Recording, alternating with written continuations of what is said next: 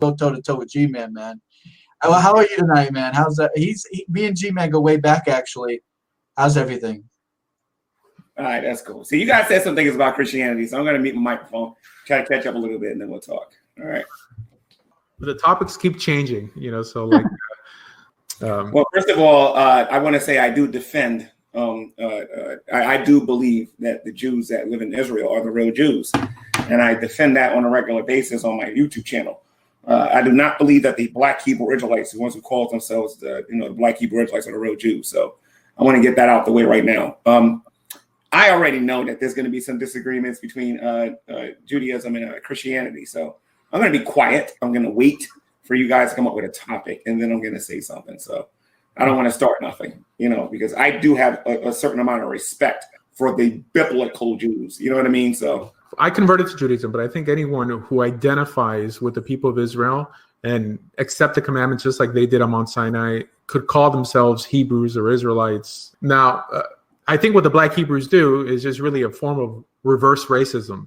All the racism they had dealt their way in Ashkenazi communities in New York and this and that, they're just doing the exact same thing. I mean, they're just taking the first two chapters of the Tanya, a separation of souls, how Jews differ from Gentiles through soulism, different degrees of souls. As a matter of fact, the vast majority of Jews who live in the land of Israel aren't religious. So let me ask you a question. Sure. Why is it? I'm genuinely curious about this. Why do the Hebrew Israelites constantly say that the Jews in Israel can't defend that they are the biblical Israelites? Like what's the issue that's going on there that they can't defend themselves? The Black Hebrew Israelites who make that statement are the ones in America. Right? There's Black Hebrew Israelites in places like Dimona who have been accepted as Israelis and view other Israelis as their brother. It is not something they made up. This is something that the Arabs use against them on how the state of Israel was first populated by European Jews fleeing the Holocaust, the Ashkenazi Jews. I'm aware of them. Right, well, the DP camps mainly in Europe, but now the vast majority of Jews in Israel aren't Ashkenazi, they're Sephardi. I'm not sure what the argument they make against them. There's Jews from Morocco, from Northern Africa, from Syria. Yemenite Jews have a very dark complexion. So most people who make that argument are Black Hebrews who live in Baltimore and Philadelphia and New York, that the only Jews they see are very light-skinned Ashkenazi Jews who make a claim to have a direct connection going all the way back to Moses. So like an argument like that just builds resentment. Instead of saying, you know what, it doesn't matter whether we have a genetic connection to the Hebrews of the past. We identify with the covenant in Torah, and we are just as entitled to the blessings in that Torah as someone who has a direct pedigree going back to Moses. I totally agree with you with that. You're not going to get an argument with me with that. I believe, and I believe that people can convert to become Jews too, and I believe the Bible talks about that. It's just that the Hebrew Israelites twist the Bible so much that it's kind of hard to point that out to them sometimes, Yeah. I'm not against people saying that many of the Hebrews are Black. The problem I have is with them saying that they were specifically Black. It says that on Mount Sinai there stood a mixed multitude of peoples. A mixed multitude of peoples. And as a matter of fact, the commentators in the Midrashim teach that they were more of the Erev Rav of the mixed multitude than descendants of Abraham. So that shows that by definition, we were meant to be a mixture of different complexions. Now, it's hard to justify the fact that someone with blonde hair and blue eyes could claim to be a Cohen when Kohanim aren't allowed to marry converts. That's things that rubs people the wrong way, because they're so adamant in saying, no, that we're not the descendants of the Khazars and we're not this and that. Why do they fight against it so hard when converting to Judaism? Is that it's a tenet of our religion. And everyone converted on Mount Sinai to at the end of the day, like what makes, and by the way, I'm a Christian saying this, so I love the Jews. So, and I know that a lot of Jews don't like necessarily what I believe about the scriptures. We can get into that later. But you can become a Jew too. Go for it. I'm better than that. I'm actually a child of God. We can talk about that moving forward. It's true. It's like not all Jews are children of God, by the way. First of all, like Jew is not even the right term. Like, we're just using that term colloquially. And I mean someone in the covenant. And that's really what should be used, because someone could be halakhically Jewish and not in the covenant, and someone could be in the covenant and not halakhically Jewish. Now, halakhically Jewish just means you're legally Jewish. That means during the time of Jesus, you could have lived under the Roman occupation as a citizen of Judea, but that doesn't mean that you're in any covenant with God. Bernie Sanders, Larry David, these guys are halakhically Jewish, yes. They may have some pedigree going back, but They don't even believe in God. Why would God consider them in some covenant? Yeah, they were cut off from among their people according to the law. You know, yeah. So if you're going by the first covenant that, at least from a Christian perspective, anyway, if you're going by the first covenant that is mentioned in the Old Testament, and somebody is claiming to be, somebody who's blessed in the Old Testament, like as far as like being a descendant of Abraham, Isaac, and Jacob, is being considered Israel, and you're not keeping the laws, I don't know if that's necessarily true for that person, because that person would be cut off from among their people, depending on how, on the severity of them not keeping it. Right. I'm curious to what you think about that, because when Babylon came and took the Israelites over to when they destroyed Jerusalem and brought them over to Babylon, which of them were cut off from among their people, and which of them were still considered Israelites? I'm just curious, like from your perspective. Well, being cut off from among your people, the notion of karet has nothing really to do with exile. It says that if you eat chametz on Pesach, or leavening on Pesach, you shall be cut off from your people. If you do specific sins, you yourself will be cut off. Now, the rabbis interpret that completely differently than how I'm interpreting it now. I'm interpreting it literally, that the elders will push you outside the borders of Israel for your own safety, mainly. Because if, let's say, he breaks the Sabbath or breaks other commandments that have an actual death penalty, he wouldn't be able to coexist in the land at all. I mean, he couldn't be able to live amongst Israel. So can I ask you a question on that, Rav? Sure.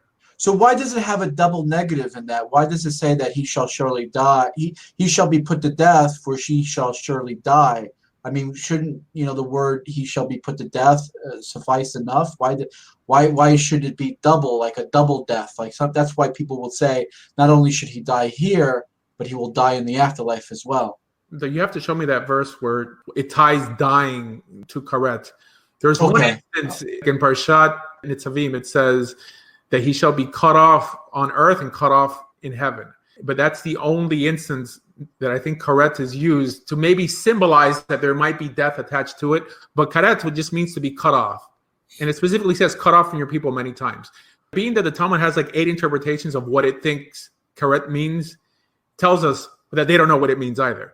Okay, so then it forces us to go by the literal understanding. Karet just means to be cut off from your people. It makes sense that at the early stages of a nation, you can have people doing their own thing. You just get kicked out. You leave. Now, this concept, unfortunately, doesn't exist in the Jewish world today. This notion that, a Jew is a Jew is a Jew, and it has people like Chabad going around campuses asking secular Jews that they want to put on tefillin, that while a Gentile may kind of like tap them on the shoulder and say, hey, you know what? I'm interested in learning more about Torah. Can I put on tefillin? They'll be like, well, you're a Gentile. No, but we're going to offer this to an ethnic Semite, even though he doesn't believe in God. So I think that the Torah understanding, the literal Torah understanding of karet, is a safety net for Judaism because it helps us get rid of the bad blood. Yeah, quick statement. You guys got a Hebrew Israelite in the not a Hebrew Israelite. I shouldn't even say it like that. Well, bring him in the room. We got a BHI. Well, J-Dubs, he's in the live chat. He says he only wants to come here if he's welcome. So he's welcome, man. He's more than welcome. We love everyone. And his Mel Chisel, like he was just on my G podcast and I just got finished doing it. I encourage people to consider becoming Jewish through a formal Orthodox conversion. That's what I teach. I mean, I teach that what's good for me is good for others. And at the same time, I welcome Christians trying to convert me. And I welcome the dialogue. And I think that that's how we learn. But at the end of the day, we can't just attack each other because we don't agree. I mean, heck, we're in different religions. We're not necessarily going to agree. As long as we're truthful. So J-Dubs, real quick, J-Dubs, what did I walk into here? Is this your channel? Is this the gentleman, the rabbi channel? You see the beautiful man with the baseball cap icon? That's his channel. Do I know him? Because he sounds familiar. It's possible. I mean, you were up there in Jersey for a while, Asher? Not really. G-Man, I actually remember a video that you posted that you were trying to debunk the Black Israelite doctrine, and you used one of Asher's videos in your video. So that's who that is. Oh, is that true? Oh. If you're who I think it is, I want to compliment you on your work. And you was the one who talked about Deuteronomy chapter 28. Right, correct. Yeah, I used to use a lot of your material when I first started getting into all of this. Love your work as far as you talking about the Hebrew Israelites. As far as what you say about Christianity, we need to have a talk one day. But as far as like the Hebrew Israelites, well, G-Man, your work. Big fan of you, man. I've always wanted to G-Man, here's your pitch. You can convert the whole room to Jesus Christ right now. What's the pitch? You got it right now. You gotta bring it. Bring your A game. You gotta bring it. J-Dubs, I would rather be nice today because you know how I do things. So All right, thank you. You know when I get into that, I'm gonna get into it. So come on. I mean, I'm not afraid to come in here, you know it, and I can handle myself. I'm just saying that. I'm saying that J-Dubs, he favors one individual teaching Christianity, and not another individual. So he must really like you. Well, G-Man makes it known that he's not portraying himself as a Jew. I have a problem with Hebrew rooters and Messianic Jews because they're just goyim that pretend to be Jewish and try to pass their religion off as Judaism. G-Man makes it clear he is a non-Jew that believes in Jesus Christ and he believes in Jesus Christ. That's it. That's the fundamental belief. So I don't have a problem with that. He's over there. I'm over here.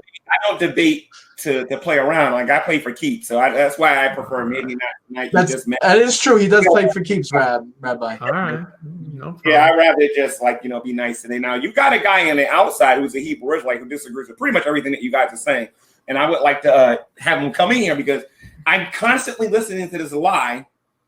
Oh, and by the way, Rabbi, I got a question for you. You said in your video, if you're the same guy, because I don't have your picture. Right.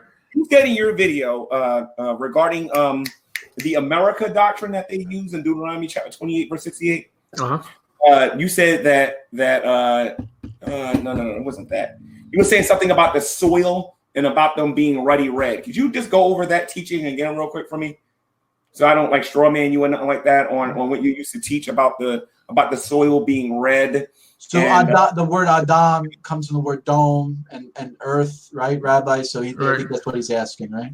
Adama means ground, right? Soil, ground, and Dama means blood. Right. I think that's the comparison I made because but you also have Edom. It was considered to be ruddy as well because of Dam, and that's what the Hebrew Israelites teach. Where they're saying that he was so white that his veins and his blood vessels were showing through his white skin, which is why he was called Edom. But the question then becomes: wasn't he a twin of Yaakov? So wouldn't Yaakov and Edom, Esav? I'm sorry, his name. The other question has to do with Esau. Why did God hate Esau? From an Orthodox, well, at least from your perspective on because they always say that God loved Jacob and he hated Esau. I know what I teach on it, but I would like to hear what you got to say regarding God loving Jacob and why he hated Esau. But the Torah doesn't say that. The prophets say it.